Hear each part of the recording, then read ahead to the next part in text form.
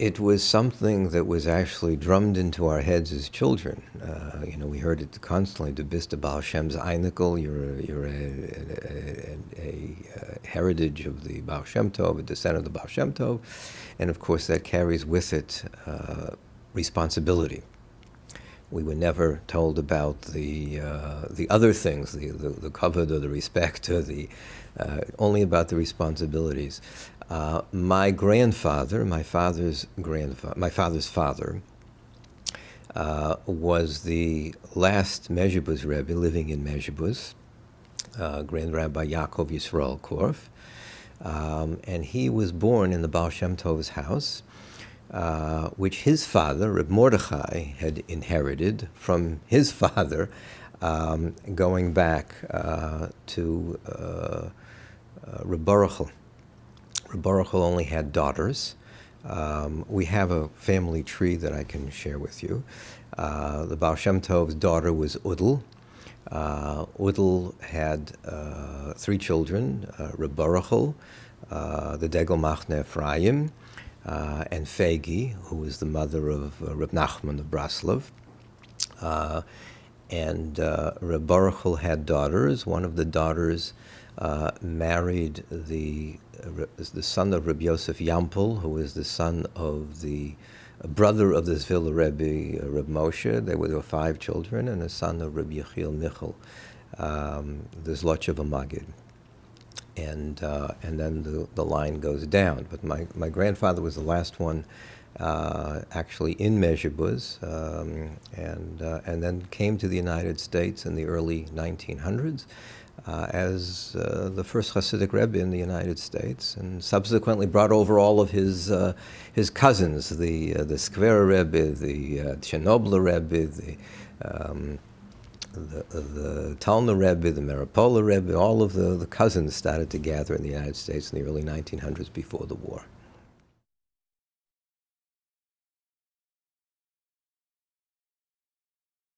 So there's a story of people spreading rumors in Lashon Hara, in opposition to Hasidus. The fellow who goes to the Vilna Gaon and says to him, the Ba'al Shem Tov ate on Tisha B'Av. They have all kinds of new mishigas. Nonsense. Ba'al Shem Tov ate on Tisha B'Av. And the Vilna Gaon says, oof, terrible thing. And, it proves that... Someone later on came to the Ba'al Shem Tov and said, there's this Lashon Hara going around. The Ba'al Shem Tov years ago ate on Tisha B'Av. He says, yes, that year Tisha B'Av fell on Shabbos, and the fast was deferred until the next day.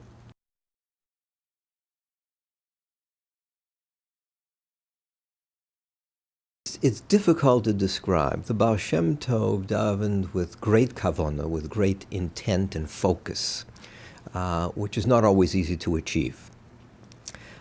He set it up as a structure. His minhag, his custom, was not to go to the 7:30 minyan or the 8 o'clock minyan or 9 o'clock on Sundays or holidays. He would get up after Chatzos to say Tikkun Chatzos, the morning over the temple, and etc., and would daven nates, which is you begin approximately an hour prior to sunrise and reach a particular point in the davening of the Shemona Esrei, the Amidah, the silent standing prayer, exactly at sunrise. Starting in the middle of the night begins a focus. Not everybody can get up at 1 o'clock or 2 o'clock or 3 o'clock in the morning. But it sets an atmosphere. It allows a quiet and allows an ability to focus more. You don't have to worry. It's not 9 o'clock and everybody's rushing because they have to get to work or they have to drive the children to school, etc. Everybody else is asleep. It's not easy, particularly in the summertime when sunrise is very early in the morning. But it's the sort of thing that allows that focus. The same focus is true in any blessing that's made. we know as Jews that we have to say a blessing thanking God over everything. We make a bracha over wine, over bread, over any kind of food. But we tend not to pause and to think about what we're really saying. We have to do it, so we do it so that then we can eat. The Ba'al Shem Tov told us to slow down and focus on what we're saying, focus on the words. It doesn't take an hour to make a one-sentence bracha, but on the other hand, we need to think about what we're saying and focus on it and pause and slow down. It's a chore sometimes to do that, but it adds to the meaning.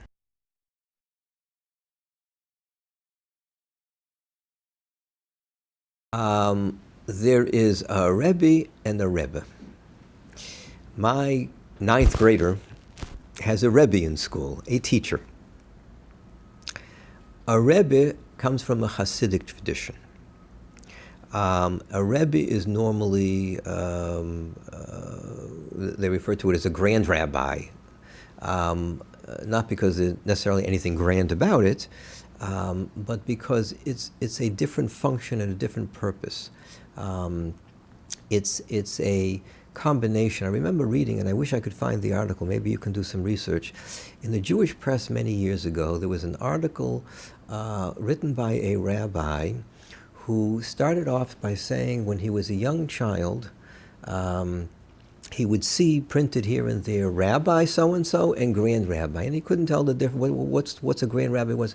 And his father explained to him that a rabbi decides about Jewish law, and a Grand Rabbi decides about Jewish lives. The Rebbe, who is a spiritual heir to the Ba'al Shem Tov, originally there was only one Rebbe, that was Rebbe Baruch Hu, the Ba'al Shem Tov's grandson. Nobody would dare call themselves Rebbe in those days, except the Ba'al Shem Tov's grandson, Rebbe Baruch Hu. But after his passing, each school of thought or each Hasidic dynasty had their own Rebbe which headed it. And the Rebbe basically gives spiritual advice. There are people who won't do anything without consulting their Rebbe, who has a combination of understanding and of warmth, and is considered by their Hasidim to be holy, to have a greater connection, to be able to daven for them, to pray for them. And so there are people who will give a Rebbe a kvittel, a note asking for refuah shlema, a speedy recovery, or a blessing of parnasa, to be able to make a living, a shidduch, a marriage, and they'll write a note to the Rebbe and give what's called a pidyon, because they want the Rebbe to be required to do this for them, so they give them financial incentive, or a, not an incentive, but a contribution, and others don't. But the Rebbe in the wider sense is a spiritual leader writ large, with a different focus than the rest of the community, perhaps. Very difficult to explain the sense. Before the Ba'al Shem Tov, then there were no Rebbes? No, not as there were Rebbes, teachers. But Rebbe is a term that is associated with the Hasidic movement and is the spiritual head of a Hasidic movement or dynasty. Good. And your journey, how did you decide? I didn't decide. It was decided for me. You were, I was born a Jew. Yeah. No, I was born a Jew. Right. And from my earliest days, I was told, as I had mentioned before, bist Ba'al Shem Zainikel, you were Ba'al Shem Tov's heir, descendant, and you need to live up to that. It went without saying that I had to become what was called a rabbi. I had to get smicha, I had to get a Jewish education. I had to be able to teach people, help people, and to decide laws for people, how the law is applied, etc. That was a given. But in my family, also in accordance with the tradition of the Ba'al Shem Tov, I was taught that the ideal is not to earn your living that way. That you try to keep what's called Keser Torah, the crown of the Torah, gleaming, shining. And if you earn your living at it, it can color it or compromise it. The rabbi who is independently wealthy and doesn't have to worry about where his next raise is coming from or his contract being renewed by the board of directors can stick more to his principles and doesn't have to compromise. He can do what he thinks is the right thing and the best thing, compromising when it's called for and appropriate for the individual, and standing firm when not, standing up for his values. And so we were taught that we try not to earn our living at that. So my father said, you're going to be a lawyer and a rabbi. And so the path was set for me. I have cousins in the Chernobyl line who are psychiatrists and rebbes, doctors. There are those in the Hasidic movement and in other segments of the fervently Orthodox Jewish community that do not approve of a secular education. We do not agree with that. We think it has to be decided by the individual. For some, a secular education can be a danger. For others, it can be a Kiddush Hashem. And we believe that the Ba'al Shem Tov taught that as well, that we need to be involved in this world.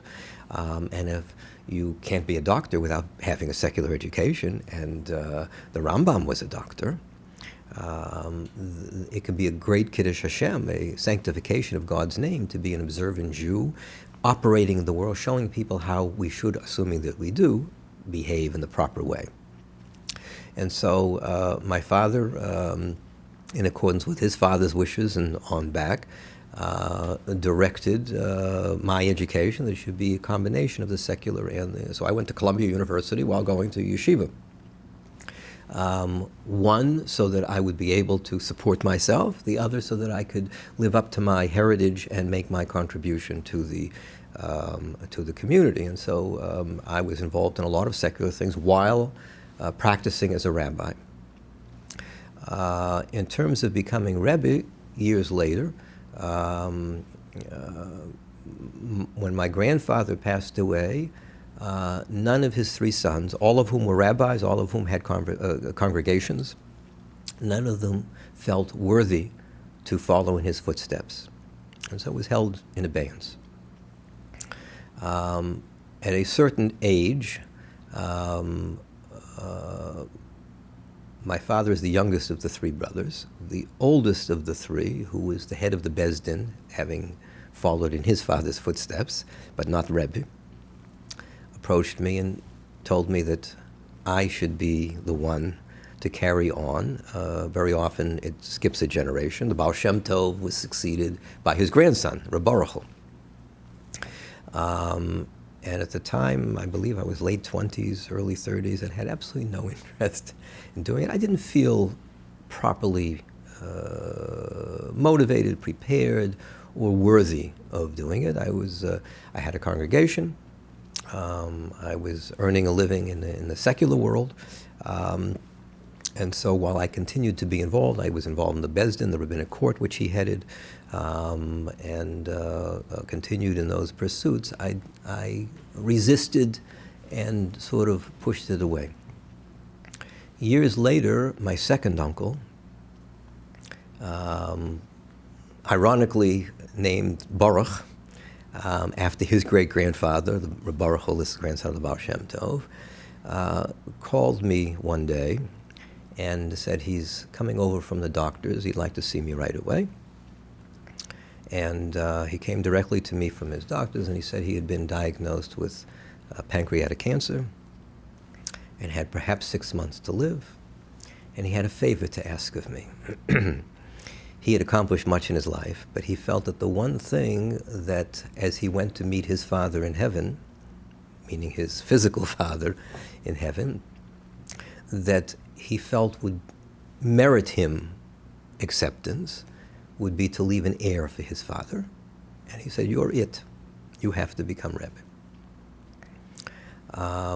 And I resisted, but he was very smart, and he enlisted the aid of cousins, other Rebbes, the Talmud Rebbe in particular, who was here in Boston, who has since passed away, and a number of others, and I began to get phone calls. You have to, you have to, you have to. It's a tribute to the ancestry. You're a descendant of the Ba'al Shem Tov, and the pressure started to build. And I finally accepted, and in fact and I know it's for a fact because I saw it firsthand myself, his daughter said that her father died a happy man because I had accepted this, and then began the intensive training beyond it. Shortly after that, I'll share it just out of interest, but you can edit it out. Shortly after that, I was in my father's library. My father was the last of the three sons. He just passed away last year. And I was looking through some of the Sfarim there. Now, the history is when my grandfather passed away, he had an extensive library of Sfarim, Hebrew books and volumes. And he painstakingly wrote in the cover of each one to which son it should go to. And he divided it up amongst his three sons. When the first of the three sons passed away, he had told me I should go through his library and pick anything that I wanted. And I remember recognized my grandfather's hand. When my uncle Baruch passed away, he also told me I should go through his library and whatever. And shortly after that, I was looking through my father's Sfarim. And I had been through my father's library many times as a child. I used to love to sit there in front of the bookcase and just look through this far. Whether I understood them or didn't, I enjoyed it. I was steeped in it, and I read and I studied. And I knew what was inside the cover of every one of those volumes. But shortly after my uncle Baruch passed away, I looked, and I see inscribed in front of a chumash, L'nechti, to my grandson, Mamshich Darki, who will continue my way. And I went to my father, and I said, "Did my grandfather leave me anything?" It had my name in it, Yitzhak Aharon. He said, "No, he divided everything up amongst the three sons." And I showed him this. He says, "I've never seen it before in my life." I can't explain it. I can try. And we can try to explain it in a material way. It was hidden in the back, nobody ever spotted it or whatever. But at the very least, my grandfather, in his holiness, knew something that perhaps none of the rest of us did. And in a larger sense, there was a spiritual experience there that was, I wouldn't say the beginning of my spiritual journey, but certainly the continuation of a journey that I had been on since birth. But that's how I became Rebbe, not by choice.